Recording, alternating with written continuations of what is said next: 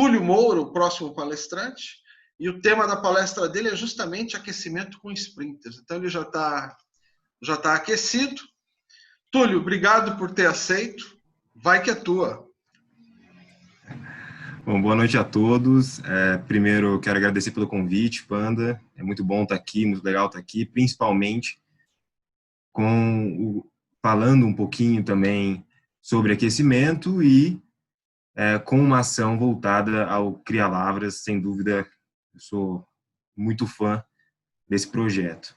Bom, eu vou aqui só compartilhar a tela.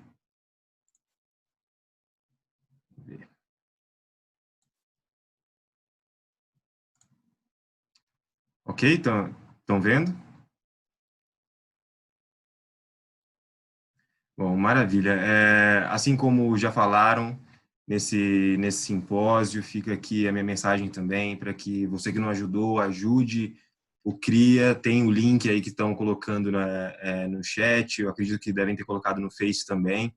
Então, ajudem. É um projeto muito importante, não só para o atletismo, mas para o esporte em si, porque é mais do que atletismo, é mais do que esporte, é educação junto, é formação de pessoas. Então, acho que a gente deve prezar por isso, principalmente nesses dias atuais que a gente está vivendo. Então, fica aqui o meu pedido também, a minha campanha para que quem não ajudou, ajude. Tá? Bom, deixa eu só minimizar aqui. Beleza. Bom, o tema dessa palestra será o aquecimento em sprinters. Como o Panda falou, meu nome é Túlio Moura, eu sou formado em Educação Física pela Universidade Estadual de Londrina, sou mestre em Educação Física pela mesma universidade, atualmente sou doutorando pela mesma universidade e professor da Universidade de Pitágoras, Unopar, também. E eu vou falar sobre o aquecimento em sprinters. Mas mais do que de uma forma específica nos sprinters, para você que trabalha com isso, com velocistas ou não também, essa palestra, essa minha fala é para você também. É um momento de reflexão, na verdade, de ver se realmente a gente tem feito o melhor trabalho possível para que o resultado do atleta aconteça. Tá?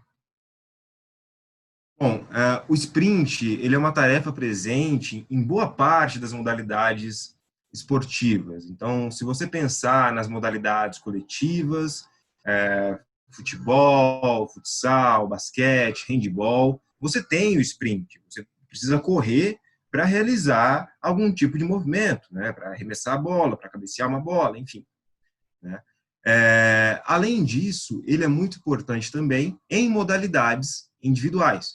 E aí a gente tem a natação e o atletismo, onde nós temos os velocistas, os sprinters puros, que a gente fala, né? Aquelas pessoas mais rápidas que existem no esporte, por exemplo, quando a gente vê nos Jogos Olímpicos ou Campeonato Mundial, aquela pessoa mais rápida do mundo, o homem, a mulher mais rápida do mundo. Bom, como está presente num grande âmbito, assim, na parte esportiva, o sprint ele é extensivamente pesquisado. Então, se você procurar nas bases de dados, você vai encontrar muita informação sobre o sprint. E aí, essa informação, ela pode ser por meio de descrição da tarefa, descrição biomecânica, algumas variáveis fisiológicas e também análise de desempenho de acordo com o sprint que foi percorrido, ou até aqueles guidelines que a gente encontra depois de grandes eventos. Então, se você que é da área do atletismo acompanha um mundial, um tempo depois sai lá um relatório falando como que foi a prova dos 100 metros, eles realizaram uma coleta em biomecânica e apresenta diversas variáveis sobre o tema. E também, se é de outro esporte, a mesma coisa. Vai lá e mostra quanto que o atleta percorreu no jogo, ou em época de grandes competições, por exemplo, eu lembro da época da Copa do Mundo, quando o atacante da França percorreu o campo contra a Argentina com a bola, atingiu uma alta velocidade, isso apareceu até no Jornal Nacional. Desconfio um pouco da medida, achei um pouco rápido demais para alguém que estava correndo na grama com um chuteiro e com a bola no pé, mas é um exemplo de como o sprint ele é algo que realmente chama a atenção. Mas não só as variáveis, não só a sua descrição com variáveis de biomecânica ou fisiologia, que são importantes quando a gente pensa em sprint, mas também alguns fatores externos à coleta de dados, como os métodos de recuperação, seja depois do treino, depois de competições. Você vai encontrar uma literatura muito vasta sobre o tema também, com crioterapia, recuperação ativa, imersão em água fria e gelo, enfim, outros métodos também bem importantes, massagem e tudo mais. O programa de treinamento, tanto que nesse simpósio a gente vai falar de periodização ou de aspectos do treinamento mesmo para atletas, então isso também vai influenciar o período que ele está daquele ano. Então, nós temos um período geral, né, quando a pessoa sai do que nós chamamos de base, e aí começa a realizar as primeiras competições, até entrar no período competitivo real, visando o seu maior desempenho na competição-alvo, por exemplo. Enfim, tudo isso depende. Mas eu quero chamar a atenção aqui nessa fala para a rotina de aquecimento. A rotina de aquecimento ela é completamente importante e você já deve estar cansado de saber que o aquecimento, antes de competição ou antes da tarefa principal, ele é completamente aceito. Então, quando você vai, principalmente daqui a alguns dias, quando abrirem de novo os parques, né, os locais para a prática de exercício físico também, o que você vai fazer? Antes daquela parte principal, você vai lá, faz aquele aquecimento convencional, que é composto por um trote, né, uma corrida de intensidade leve. Aí depois você vai lá, alonga um pouquinho, e depois faz alguns exercícios coordenativos, quem sabe alguns exercícios funcionais. Então, já é meio que comum isso. A gente sabe que aquecer faz bem. Se alguém te pergunta o porquê que faz bem aquecer, você fala, não, a gente prepara o músculo para a atividade principal, vai aumentar a temperatura corporal, mas não é só isso, né? Esse aumento da temperatura corporal, ele acarreta em 3 processos, né, que são bem interdependentes, como a temperatura muscular, então aumenta a temperatura muscular e ela diminui a rigidez do tecido muscular e também a rigidez ao tocar o solo, né? Então, quando você corre, você tem uma variável chamada stiffness, que tem a carga, né? O tamanho do impacto que aquela articulação ou aquela estrutura específica ela aguenta. O metabolismo também é aumentado e a velocidade de condução nervosa. Então, vocês também já devem conhecer como que funciona a parte de contração muscular, a gente precisa de um estímulo para que o músculo seja contraído. Esse estímulo ele pode chegar mais rápido quando você está aquecido. Bom, os velocistas, eles são amplamente beneficiados por esse aumento de temperatura durante a prática do aquecimento. E isso porque nós temos a disponibilidade de glicogênio, então isso vai ajudar bastante, e o aumento da taxa de desenvolvimento de força. Então beleza. Para velocista, ok. Para todos os atletas, parece que o aquecimento está ok também.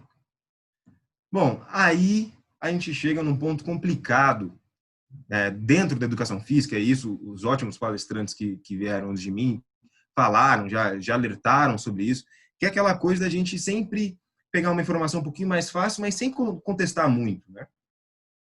Então, fica aqui a minha pergunta, e é no sentido de fazer uma reflexão se é realmente uma receita de bolo o aquecimento.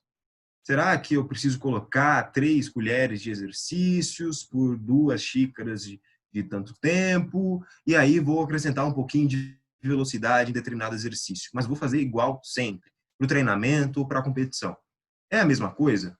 Não. Eu ainda posso ir um pouco mais além e falar que nessa quarentena, né, nesse período que a gente está vivendo de pandemia, 2 coisas, sem dúvida, você já fez. Primeiro, pegar o seu celular, tá lá vendo as redes sociais, ver alguém realizar algum movimento, e vamos combinar que muita gente está realizando movimentos agora porque nós temos casa para treinar, né? Então tem muita gente filmando treino, dando treino online e tal. Deve ter visto isso e deve ter visto algum movimento que poxa, tá mal feito isso aqui, né? Você vê aquele vídeo e pensa, acho que biomecanicamente não está muito legal isso, esse exercício não está muito certo. E a segunda coisa que você deve ter feito já nessa quarentena é discordar de alguém. Acho que essa é a principal coisa, né? Você já deve ter discordado de alguém nessa quarentena. Bom, então, a gente precisa levar esse senso crítico também para o nosso trabalho, também para aquelas coisas que a gente acha que são leis, tá batido isso, é isso e pronto. O aquecimento faz bem? Faz. Mas o quanto de aquecimento? Quantos exercícios são importantes? Por quanto tempo que eu preciso aquecer? Em qual velocidade eu vou realizar esses exercícios? E o aquecimento que eu faço, ele vai ser igual no treinamento e na competição? Então são perguntas, são 4 perguntas que eu coloquei aqui. Sem dúvida, você deve pensar em até mais perguntas, mas que a gente precisa começar a fazer. Se você já faz, ótimo, parabéns, está realmente percebendo o que o seu atleta faz durante o aquecimento. Se você não faz, eu acho que está na hora de a gente pensar um pouquinho, porque o aquecimento não é a preparação para que ele chegue no melhor desempenho, por exemplo, em uma competição. Se ele começar errado dentro do aquecimento, será que o melhor desempenho vai sair? Então, são alguns pontos que a gente tem que levar em consideração. Bom, eu faço atletismo vai fazer 14 anos, não é tanto tempo comparado a vários atletas que estão aí, mas nesse tempo eu percebi algumas coisas, vivi outras, né, e trouxe aqui algumas coisas que vocês podem já ter vivenciado também, que com certeza vocês vão se identificar. Bom, primeiro, o local para o treino, o local para o aquecimento. Então, a gente vai competir às vezes e encontra uma pista e do lado da pista tem um galpão enorme com uma pista sintética dentro, tudo quentinho lá dentro, cheio de caixote, cheio de barreira, colchão, colchonete, material. Você vai aquecer tranquilo, você consegue aquecer lá, isolado, tranquilo, tem material caso você precise. Pô, isso é bom? É bom. Mas, ao mesmo tempo, você também já foi para a competição onde a pista ficava no meio do nada, só era pista. O máximo que tinha era um parquinho ou uma rua sem saída para você aquecer. Os exercícios serão os mesmos. O tempo de contato que eu faço, por exemplo, em diferentes pisos, será o mesmo? Será que não tem que levar isso em consideração?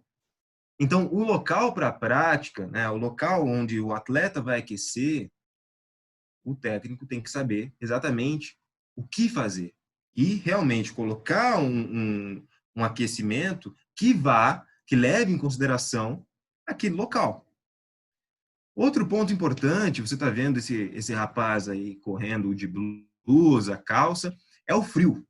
Então, a gente está no inverno, em algumas regiões do país está um pouco frio, em outras realmente não faz tanto frio, mas, sem dúvida, você já viu alguém competir ou você já competiu no frio.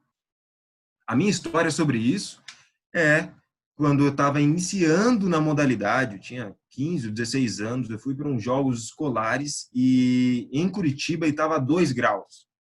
Eu não tinha nada de conhecimento, eu estava começando na modalidade. Eu lembro que eu aquecia e nunca aquecia, no caso, né? Eu fazia exercício e nunca melhorava, nunca eu me sentia pronto, principalmente para fazer um salto em distância, um salto triplo ou um 100 metros. Difícil. Então, a gente tem que levar em consideração o clima do lugar. Tá? Se você vai competir em um lugar frio, você sabe que o aquecimento tem que ser diferente. Ah, mas é indoor. Mesmo assim, as pistas indoor em lugares frios não são lá tão quentes assim. Bom, a foto de baixo, onde tem um maratonista ou um marchador chegando, a gente vê que parece que tem bastante sol, né? Acontece o contrário daí. É o aquecimento em um lugar quente. A gente teve, em 2019, um Mundial de Atletismo em Doha. Em Doha, é bem quente, né? Vamos concordar. O aquecimento que eu faço lá, ele seria igual o aquecimento que eu posso fazer em Curitiba, que eu posso fazer em Porto Alegre, por exemplo, que são cidades que têm um pouquinho mais de frio? Não. Eu tenho que levar em consideração o local, o clima e também o meu nível de hidratação. E, por último, o tempo. E aí você já deve ter vivenciado uma história assim também. Tá chegando, tá indo competir, o que acontece? Seu carro quebra, o seu pneu fura, ou você sai tarde de casa e tem que correr para chegar a tempo para você entrar na prova. Nem sempre vai dar para você realizar aquele aquecimento que você está acostumado. Então, você tem que escolher exercícios de uma rápida ativação para que você aqueça o mais rápido possível. No meu caso, na minha história, já aconteceu isso em um Troféu Brasil. E o contrário também acontece. Você pode, se você tem uma prova marcada para as 4 horas da tarde, imagine que você começa a aquecer, a se movimentar um pouco já às 2h30, pensando que essa prova chama 30 minutos antes, então ela vai chamar umas 3h30, e você começa. Faz todo o seu aquecimento, vai com calma, faz todos os exercícios. Quando você vê, não chamam a prova, passa 10 minutos, não chamaram a prova, passa 20 minutos, não chamaram a prova está atrasada meia hora, 40 minutos. O que você vai fazer? Você vai continuar fazendo os mesmos exercícios, as mesmas práticas, você vai conseguir dar um intervalo maior, porque você, querendo ou não, está aquecido, mas está gastando energia também. Se você aquecer demais, você pode entrar mal na prova. E isso conta, principalmente quando é uma prova de qualificação. Isso já aconteceu comigo também, deve ter acontecido com alguns de vocês, e aconteceu com até o Usain Bolt, por exemplo. Uma das reclamações dele naquela corrida que ele teve em 2017 no Mundial, onde ele lesiona no revezamento, foi que demoraram muito para chamar. E tem até no vídeo, que tem na Netflix, se eu não me engano, ele reclama disso numa seletiva jamaicana. Então isso acontece. São pontos que a gente tem que levar em consideração. A gente tem que prestar atenção desde o início. Não só se a saída de bloco foi boa, se a entrada na tábua foi boa. Não, o aquecimento também tem que ser visualizado. Bom, a partir daí, eu vou apresentar esse aquecimento em algumas sessões. Por exemplo, durante os treinamentos, e essa é uma parte que já provém de um dos meus estudos de doutorado, que é conversar com os técnicos de velocidade aqui do Brasil, para verificar como que eles organizam o aquecimento dos seus atletas, né, dos principais sprinters que tem no país. Bom, primeiro, um aquecimento ativo. A gente tem o passivo e tem o ativo. O ativo é aquele que realmente a gente faz o exercício, não fica em nenhum lugar esperando alguém mexer na gente ou numa sala um pouquinho mais quente. Não, a gente faz o exercício. Mas para tarefas que vão envolver a potência, ou, por exemplo, no caso do sprint, que é o tema, os exercícios eles são realizados com alta velocidade. Não estou falando do trote, estou falando dos demais exercícios.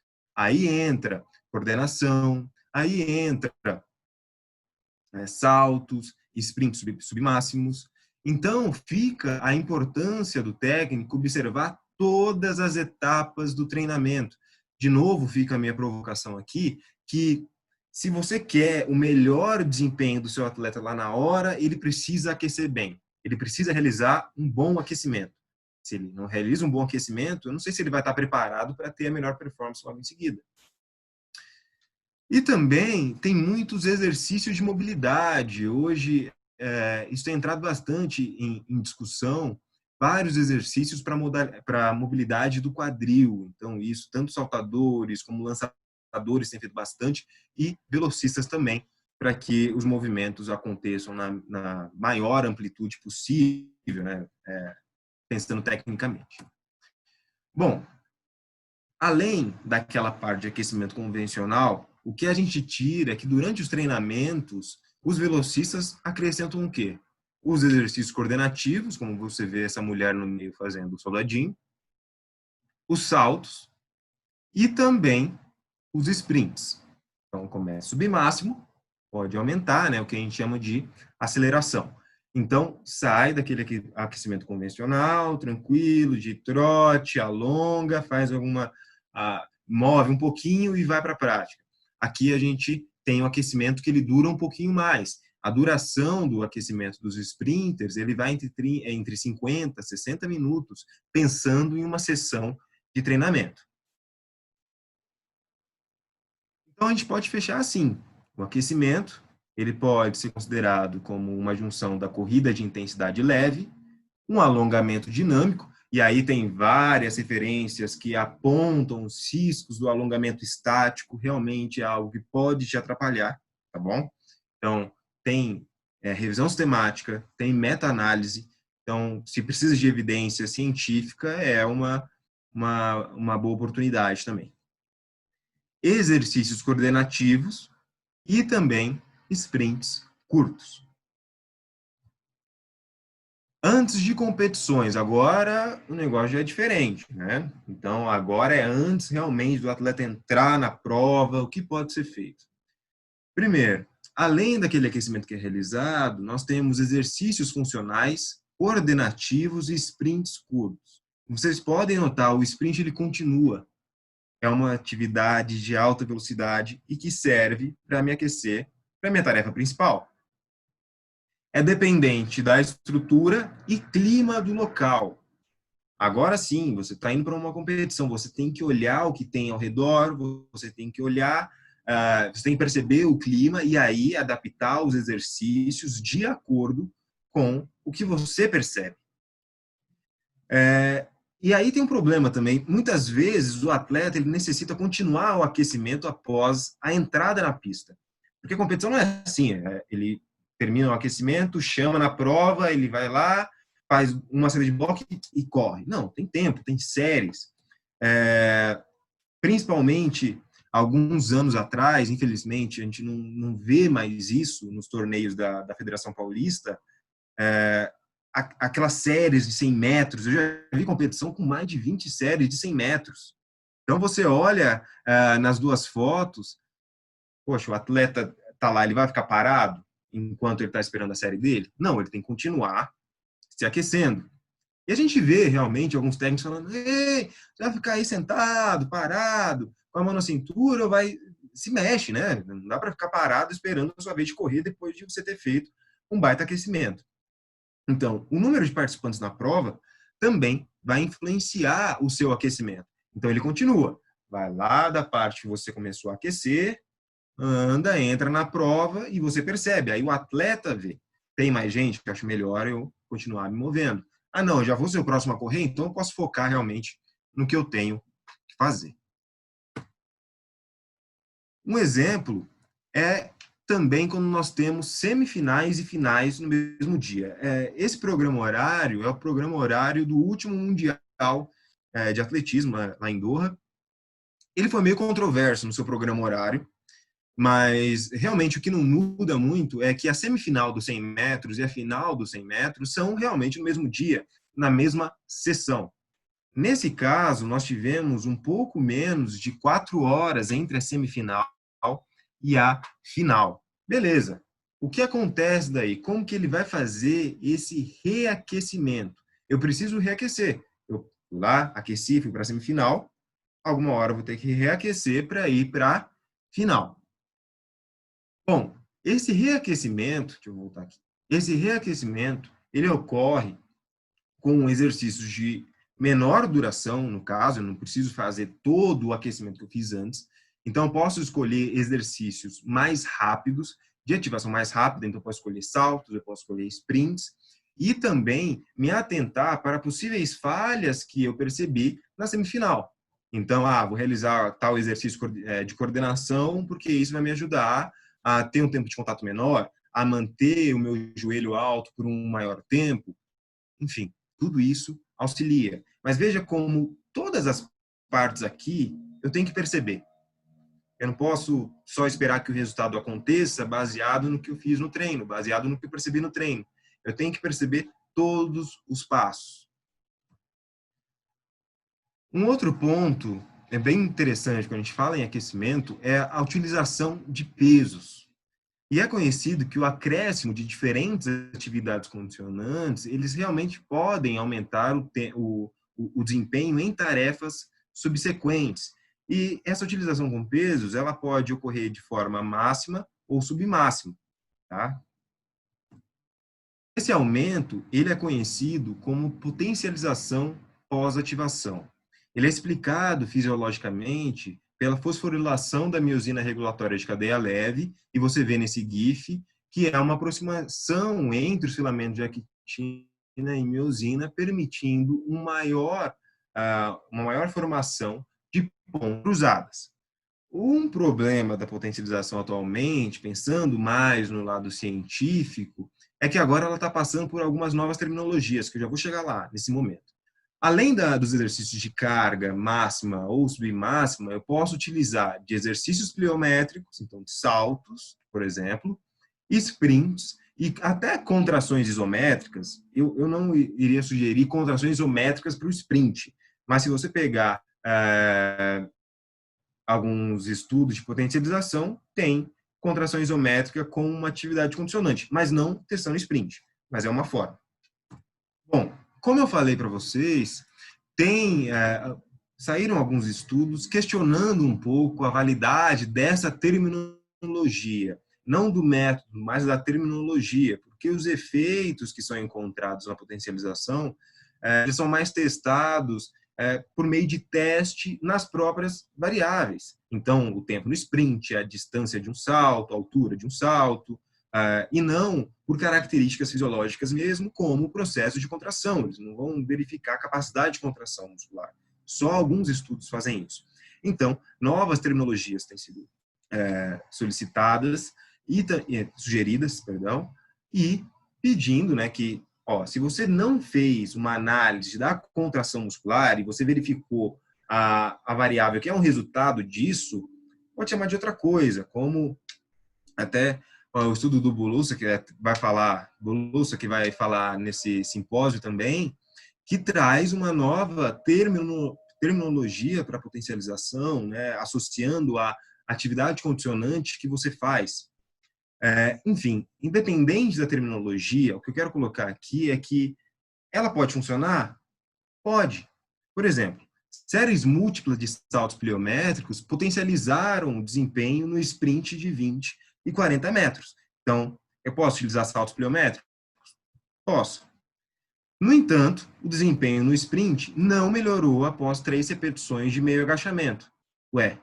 Você tinha acabado de falar que dava para usar carga máxima e submáxima, e agora você mostra que não tem resultado com meio agachamento, porque não é uma receitinha de bolo.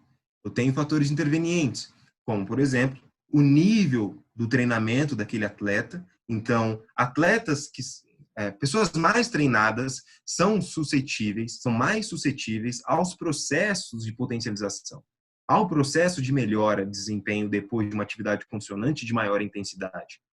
A intensidade dessa atividade condicionante, às vezes, quando eu coloco 90%, pode ter fadigado o meu atleta, porque a potencialização e a fadiga, elas ocorrem entre uma linha muito tênue. Se você errar, você pode gerar fadiga. E aí, o desempenho do atleta vai ser pior depois. Então, a intensidade dessa atividade também vai contar. Ela pode ser muito forte ou também ela pode ser muito fraca. Depende da característica daquele atleta e também da tarefa. O intervalo entre atividade condicionante e tarefa principal, o que a gente tem encontrado é que o tempo de potencialização ele vai variar entre 3 até 15, 20 minutos, mas principalmente entre 3, 7 ou 8 minutos. É esse o ponto principal da potencialização. É isso que os estudos têm apontado. E o tipo de fibra, né? As fibras do tipo 2, elas são mais suscetíveis a esse processo, né, de melhora e assim melhorar o processo de contração muscular. Óbvio, a gente sabe que só melhorar o processo de contração muscular talvez não resolva toda a história. Eu preciso ainda de elementos coordenativos e também movimentos associados que vão determinar o meu resultado. Eu posso ter uma baita contração muscular depois do exercício, mas se eu sair muito tarde do bloco, não há contração que me ajude depois. Então, são alguns pontos que a gente tem que levar em consideração. Não é uma receitinha. Não tem como eu falar para você, faça 3 séries de contramovimento que vai te ajudar. Faça 10 saltos alternados que vai te ajudar. 10 saltos verticais antes de entrar no bloco, que vai ser essencial e você vai correr melhor. Não, eu preciso pegar todos os ingredientes que eu tenho, todos os saberes, e eu tenho que fazer esse bolo. O que a gente precisa entender é que a gente não pode pegar sempre o bolo dos outros. A gente precisa pegar esses ingredientes e a gente montar o nosso bolo. Vai ter vezes que vai dar errado? Vai. Agora, vai ter vezes que vai dar certo. Então, o meu pai, o Neilton, ele apresentou a parte sobre arte e ciência muito legal. Sou meio suspeito, né? Óbvio. Mas veja como a gente não pode realmente pegar, eu vi uma referência aqui, vi uma referência aqui, vou pegar e vou fazer, vai dar certo para aquele atleta. Tem grande chance de não dar certo. Então fica a mensagem da importância da gente contestar um pouco mais o que a gente vê, né? O que a gente vê em livros, o que a gente vê em artigos, até porque eu tenho um professor que ele vai palestrar aqui também, e na época da minha graduação, o Fábio Nakamura, ele falava bastante, olha, você pode começar estudando pelos livros, mas depois vai para os artigos que eles apresentam uma coisa um pouco mais atualizada. Então, não é porque a gente leu em tal lugar que vai ser sempre assim, vai ser uma lei, tá? Então, a gente sempre tem que se atualizar e também pensar nos elementos que formam aquela ação que a gente quer formar. Bom, a recomendação final é que, como no controle motor, e aí eu trago um modelo de Newell, fala que o nosso desempenho ele é resultado de interações entre a tarefa, o indivíduo e o ambiente, né? E também de restrições associadas a cada um, né? O profissional ele deve olhar para o aquecimento dessa forma, igual esse triângulo. Pensa na tarefa que ele vai realizar, pensa no ambiente que ele tem, então, no espaço que eu tenho, se está ventando ou não, se é frio, se é quente, se aquele ambiente é restritivo ou não. E no indivíduo, pensa no seu atleta. Você não tem dois atletas iguais. Além disso, o seu atleta nunca vai fazer um movimento igual ao outro. É sempre diferente. Eu preciso pensar nessas três pontas, realmente, para que o melhor desempenho saia e, além disso, que quando esse melhor desempenho sair, meu atleta comemore dessa forma, como vocês estão vendo no vídeo, né, como no Alliance comemorando. Bom, essa foi a minha apresentação. Obviamente, eu não poderia terminar a minha apresentação sem falar do Fernando, porque para mim é uma pessoa especial, da família, e eu sinto muita falta dele. Acho que o esporte perdeu muito e, sem dúvida, sem ele eu não estaria aqui, talvez não estudaria tanto, não levaria tanto puxão de orelha também, que eu já levei muito puxão de orelha desse cara. Ele faz uma falta enorme. E o meu pedido também para todos que auxiliem, que vejam aí o link que a gente coloca para ajudar o Cria Lavras e que a gente consiga manter esse projeto, porque ele é muito especial. Eu me arrisco a dizer que é o melhor projeto que nós temos hoje no atletismo brasileiro. Obrigado. Túlio, obrigado, parabéns aí pela apresentação, muito interessante, tema muito importante também. Reforçando, né, o que o Túlio falou, o Vlamir já postou aí, a importância da nossa vaquinha virtual aí no sentido da gente auxiliar o Cria Lavras, né? Obrigado mais uma vez, Túlio.